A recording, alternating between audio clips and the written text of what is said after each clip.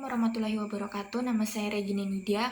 Video kali ini tuh berisi tentang analisis pro kontra Omnibus Law. Yang pertama itu apa yang dimaksud dengan Omnibus Law?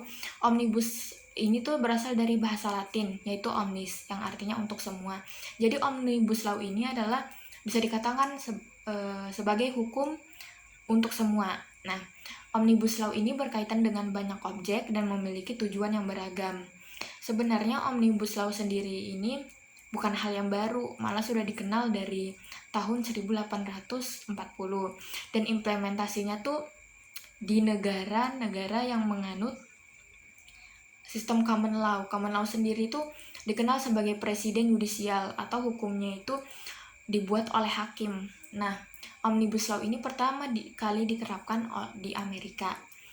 Pada umumnya, Omnibus Law ini merupakan undang-undang yang dibuat untuk menyasar satu isu besar yang di dalamnya terdapat pasal yang bisa dicabut atau diubah sekaligus. Nah, yang dimana pasal-pasal ini tuh akan dibuat lebih sederhana lagi. Yang kedua, mengapa pemerintah mengusulkan Omnibus Law? Pemerintah mengusulkan Omnibus Law itu sebenarnya pada dasarnya itu punya dua tujuan, yang itu pertama menekan investasi sekaligus mendorong pertumbuhan perekonomian negara. Nah, yang ketiga, apa saja alasan pertimbangan bagi yang tidak setuju dengan Omnibus Law sendiri? Alasan saya tidak setuju dengan Omnibus Law ini atau UU Cipta Kerja ini adalah pertama, dari masa perancangannya yang tiba-tiba tuh sudah ada aja undang-undang baru tanpa kita ketahui. Yang kedua itu cuman melibatkan kelompok tertentu. Padahal seharusnya pembentukan undang-undang itu punya prinsip keterbukaan dan partisipasi masyarakat. Nah, bisa dibilang itu dibuatnya secara tertutup gitu. Nah, yang ketiga tuh ada beberapa poin dalam undang-undang ini tuh yang masih kontroversial. Nah, jadi undang-undang ini tuh cenderung dan memberi kesan kalau pemerintah itu hanya mempertimbangkan aspek ekonomi. Untuk aspek-aspek lain seperti aspek sosial itu tidak menjadi perhatiannya. Dalam hal lain itu fokusnya tuh hanya kepada ekonomi saja dan mengabaikan peningkatan sumber daya manusianya. Yang keempat itu manfaat dan kerugian dari Omnibus Law sendiri. Manfaatnya itu yang pertama, Omnibus Law Cipta Kerja ini terkait dengan penyederhanaan perizinan dan investasi, perizinan berbasis risiko, dan regulasi tidak berbasis pidana tetapi perdata dan denda. Nah, yang kedua adalah fasilitas intensif untuk investasi. Nah, fasilitas ini tuh untuk industri yang masuk daftar positif. Yang pertama, nilai investasi lebih dari 500 miliar itu mendapatkan tax holiday. Kalau yang kurang dari 500 miliar itu mendapatkan mini tax holiday.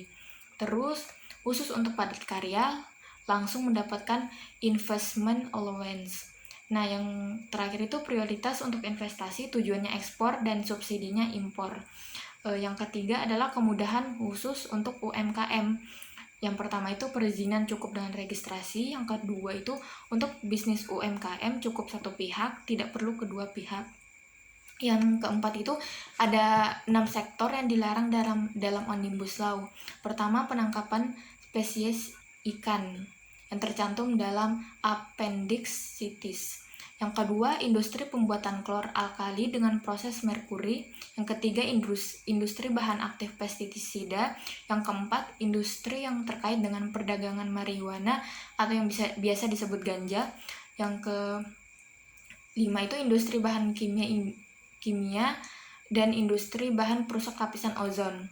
Nah, kerugiannya sendiri tuh di sini tuh ada beberapa poin yang dinilai itu memperberatkan buruh.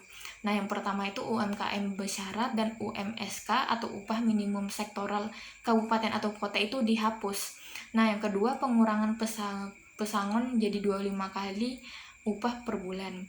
Nah, yang ketiga itu perjanjian PKWT atau kontrak yang tidak ada batas waktu. Yang keempat itu sistem outsourcing. Yang kelima itu cuti haid dan melahirkan hilang atau jam kerjanya tuh yang eksploitatif. Yang keenam itu hak cuti panjang dihilangkan. Yang ketujuh itu status outsourcing seumur hidup. Terima kasih. Wassalamualaikum warahmatullahi wabarakatuh.